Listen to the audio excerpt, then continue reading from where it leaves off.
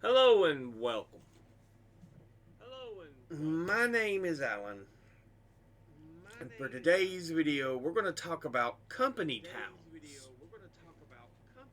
Company towns are something that have been around for quite a while, were quite common in the 50s, 1950s, and on before into the Gilded Age, the first Gilded Age, when you would see towns that would spring up primarily for the benefit of a company in it and the workers who lived in that town. It would provide housing and retail and all kinds of stuff for the workers. But yeah, this was quite common. Wikipedia has it a company town is a place where practically all stores and housing are owned by one company that is also the main employer.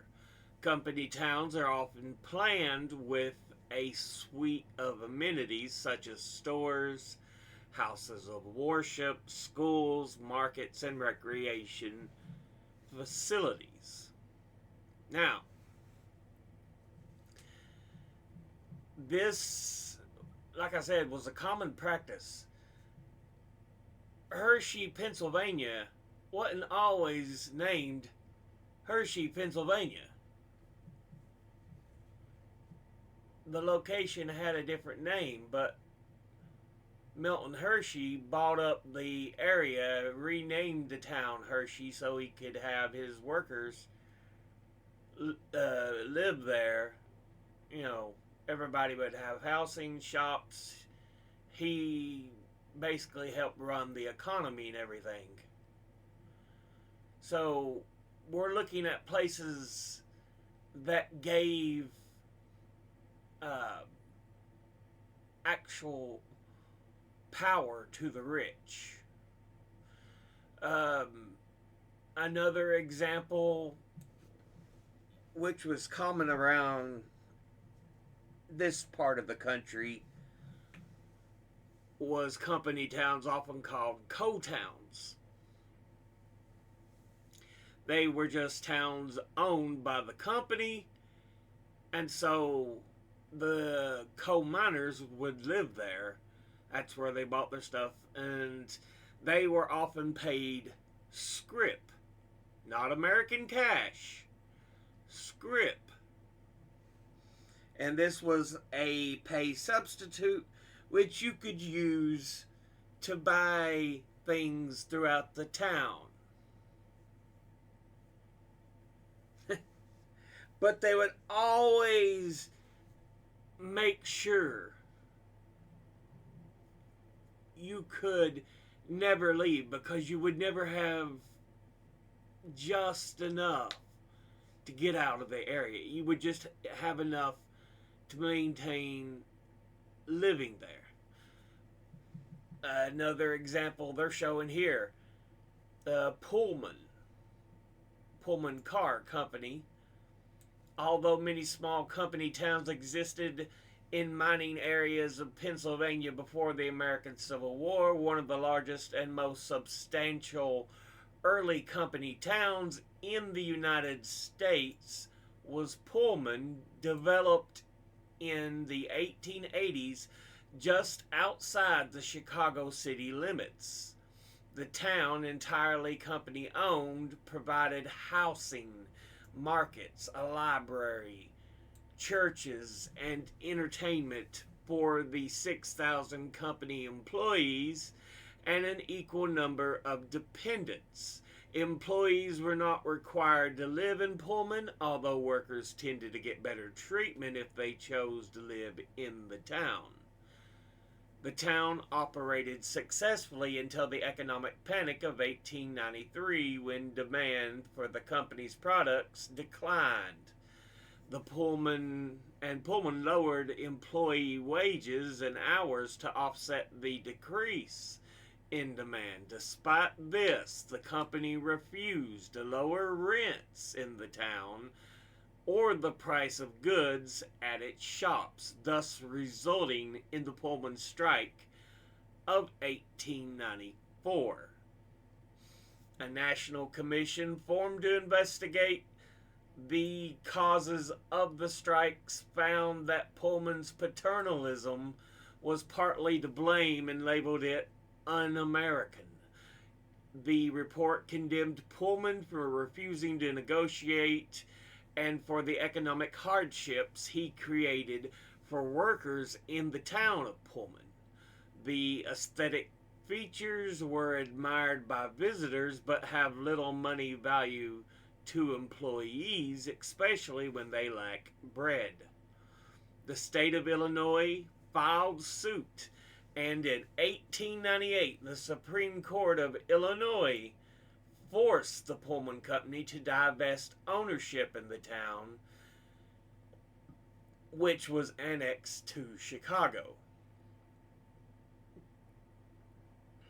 But yeah, there's also been problems with these types of setups. By the 1920s, the need for company towns had declined significantly to increase national affluence. Despite income inequalities and a relatively low standard of living conditions among factory laborers, the prosperity of the 1920s saw workers' material well-being improve significantly.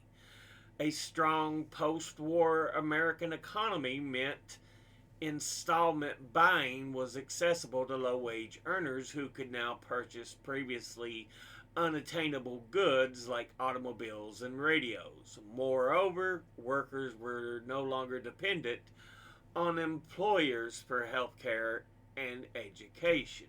So yeah, 1920s, we see a drop in what company towns were because you're just following the events of the First World War, which were 1914 to 1918. So America's economy's kind of hypercharged from World War One, cause like in World War Two, we tried to stay out of it, supply goods to the other countries who were in the war. In the end, we would join the war, but it wouldn't. But we would only be there. I don't even think it was a whole year we was in the war. But yeah, it really supercharged the American economy for a bit. Like it would for after World War II. However, even though the 20s we were doing pretty good, and it helped cause the decline of these company towns, the 30s brought about the Great Depression. Well, 1929 into throughout the 30s was the Great Depression. Anyway, yeah. So again, America's economy struggled, but there was no company towns at this point, though. So America was struggling. 1940s,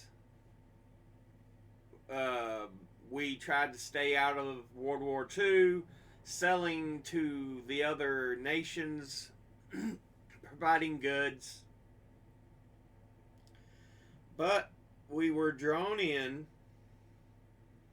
after the attack on Pearl Harbor in December of 1941. So, yeah.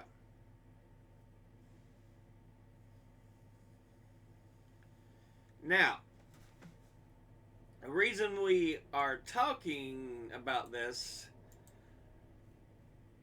there's a whole list on this page right here of company towns that have been at one point, and those who are still considered company towns. There are three.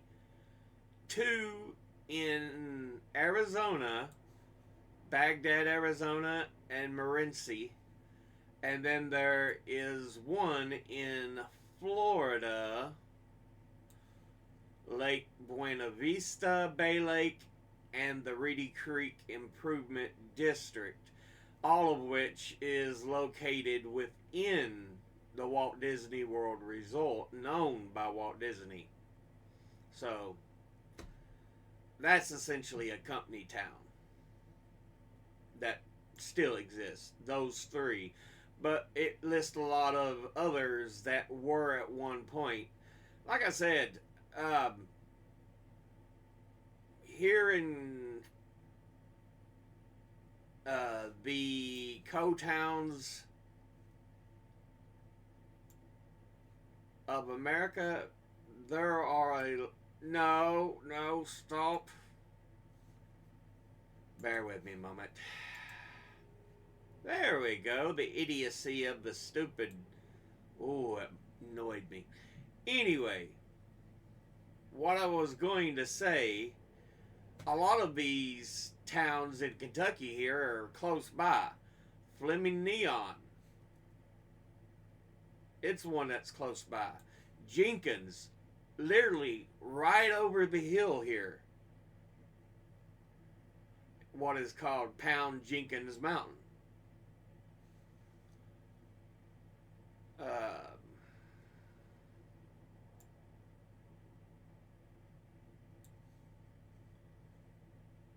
Yeah, Wayne or Wheelwright's not far.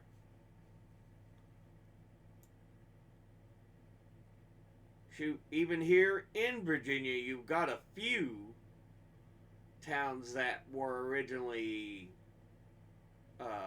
company towns.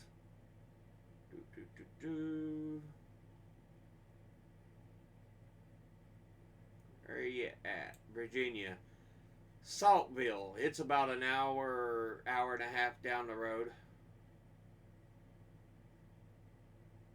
Yeah.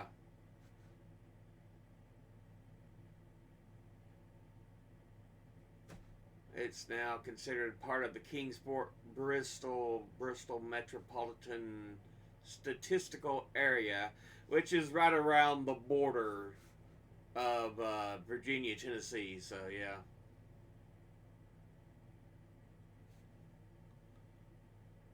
But even, I saw it here a moment ago, Pennsylvania.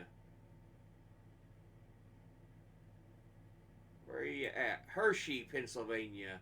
Built by the Hershey Chocolate Corporation. Yeah.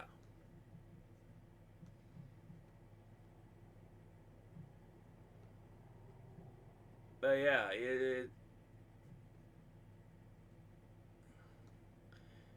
it was originally just in the Derry Township in Dauphin County, Pennsylvania. But Hershey bought out the area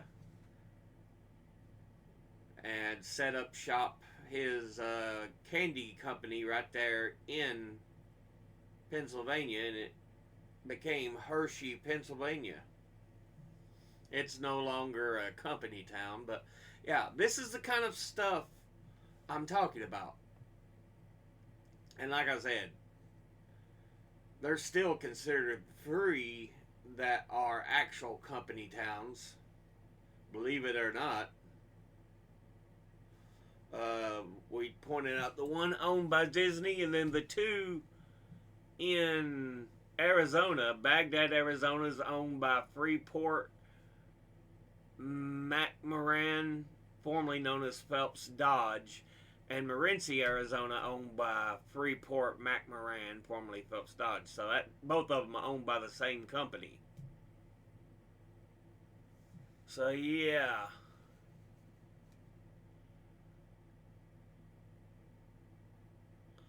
They are the largest producer of molybdenum and is a major copper producer and operates the world's largest gold mine. So it's, yeah, mining company.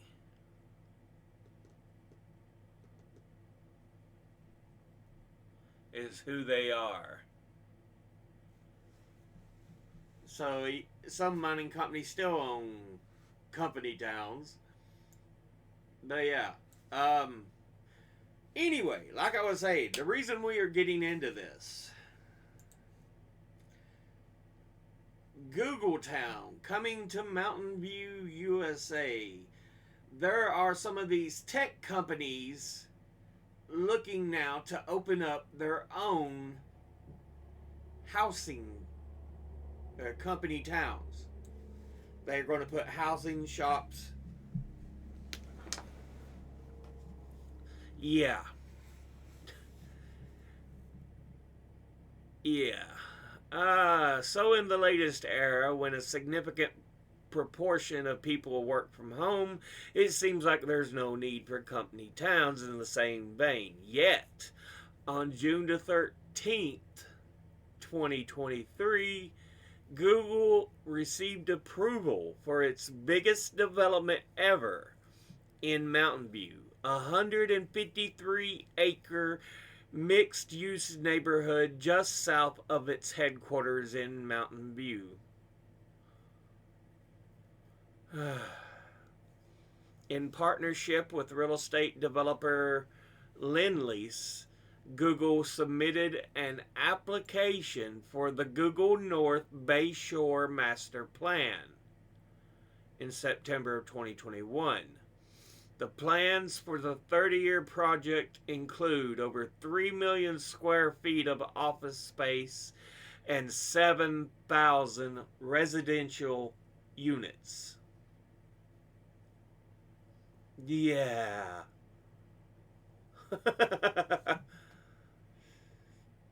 And that's just Google. We've also received word other companies are doing the same thing. Facebook has supposedly put in an application to set up a 59-acre section of land that is rumored to be called Zucktown. Yeah.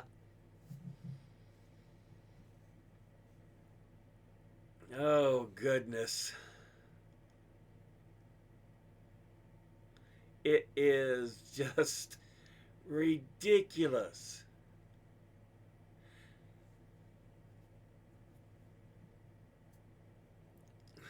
Yeah, and apparently Elon Musk is planning one for Tesla.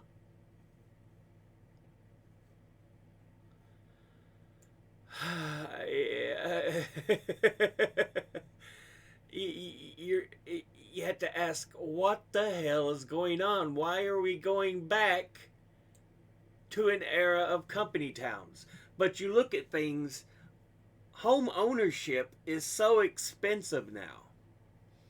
And it's easier for these billionaires to buy land and make their own town.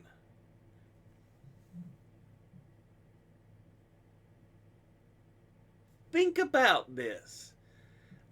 I've already explained how company towns were so corrupt.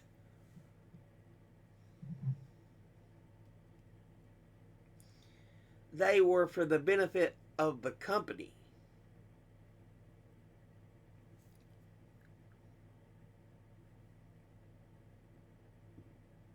They were set there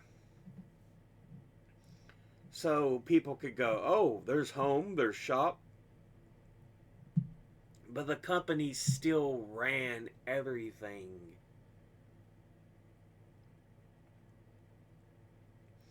They still controlled everything. They even controlled monetary usage. Think about that. That is frightening. And we're headed back down that same road again. This is CPA Practice Advisor. The new company towns beware employer subsidized housing. Large companies like Meta and Tesla are creating developments with below market homes for employees. But do these golden handcuffs limit employee flexibility? So, yeah. Menlo Park, California, Meta. Yeah, this is the one they're making in Menlo Park, California. Elon Musk's proposed Snellbrook development outside Austin, Texas.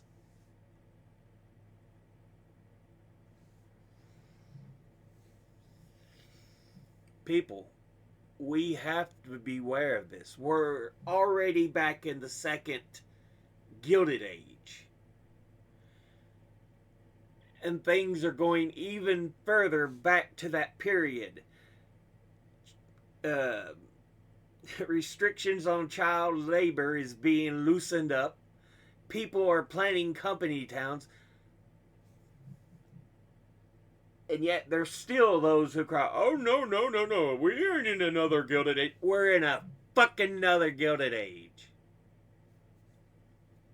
But people don't seem to care. This is ridiculous. But yeah.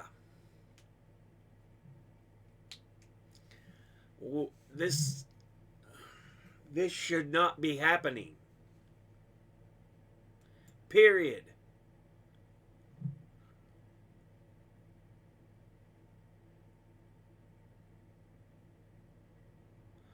Yeah. I just wanted to bring your attention to these things that were happening, because this is something we need to be aware of. We really do.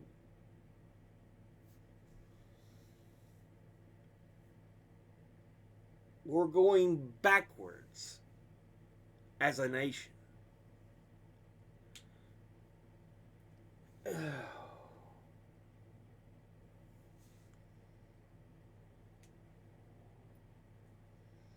We need to bring back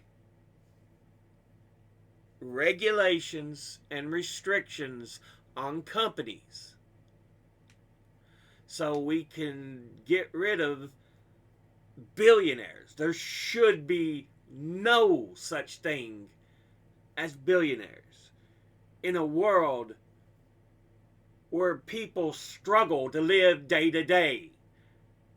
I don't give a damn how much you think you deserve it. You don't.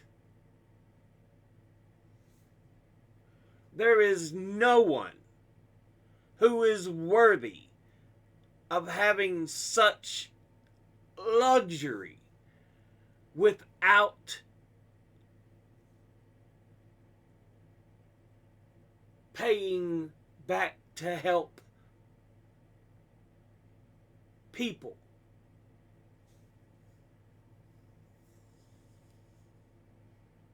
It should not be a thing. Ever. Period. But yeah, we'll go ahead and end this episode there. As always, educate thyself, think, read, study, learn. Someone tells you something you have trouble believing, ask them to cite their sources. I'll be putting these links in the description box below the video. Thank you all for watching. I'll see you all in the next one. Until then, later.